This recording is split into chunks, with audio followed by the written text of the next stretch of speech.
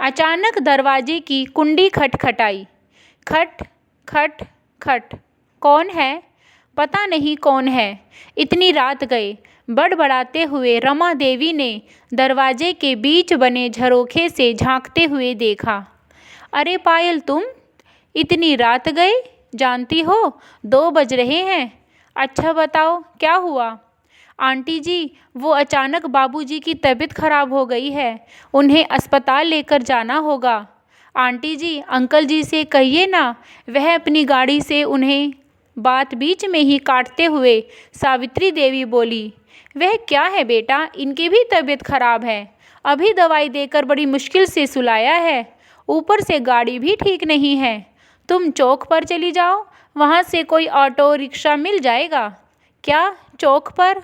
यह सुनकर पायल की आंखें भीगी हो गई थी। रात के 2 बजे, वह भी चौक पर। वह सोचने लगी, माँ और बाबूजी ने कभी भी 8 बजे के बाद घर से बाहर नहीं निकलने दिया।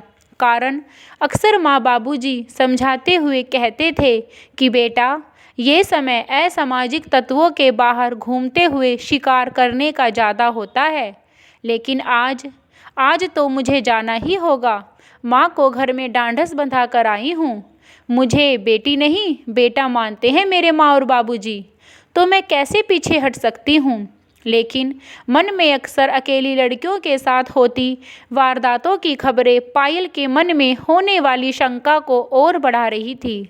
लेकिन वह हिम्मत करते हुए अपनी गली से बाहर सड़क की ओर जाने लगी। अरे रुको, कौन हो तुम? पीछे से आवाज़ आई। पायल ने घबराकर पीछे की ओर देखा तो गली के नुक्कड़ पर महीने भर पहले आए हुए नए पड़ोसी, जो कि रिक्शा चलाते हैं, उन्हें खड़ा देखा। अरे तुम तो हमारी गली के दीनानाथ जी की बिटिया हो ना? कहाँ जा रही हो इतनी रात गए? काका, वह बाबूजी की तबीयत खराब है, बड़े अस्पताल लेकर जाना है, कोई सवारी रिक्शा ढूंढने।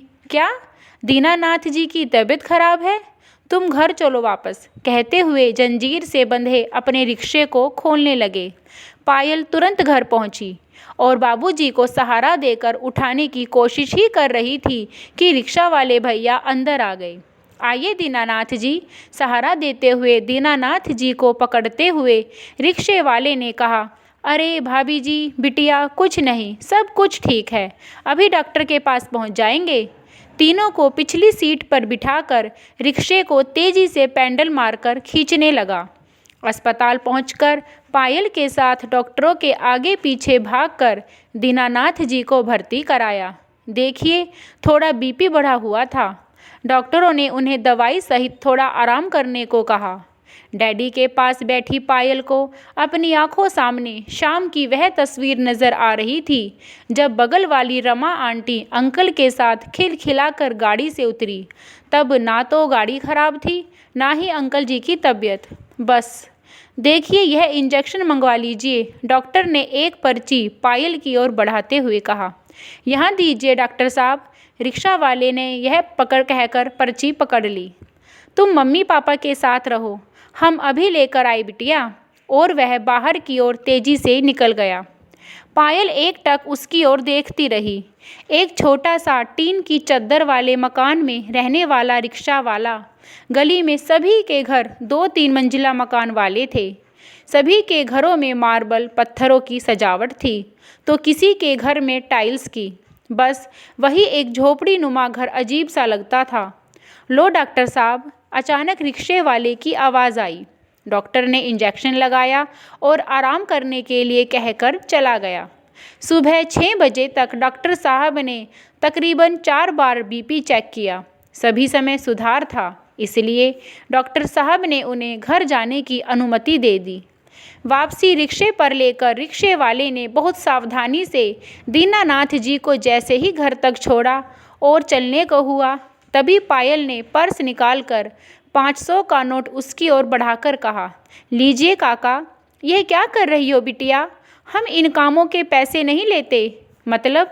यह तो आपका काम है ना काका, लीजिए, पायल ने कहा।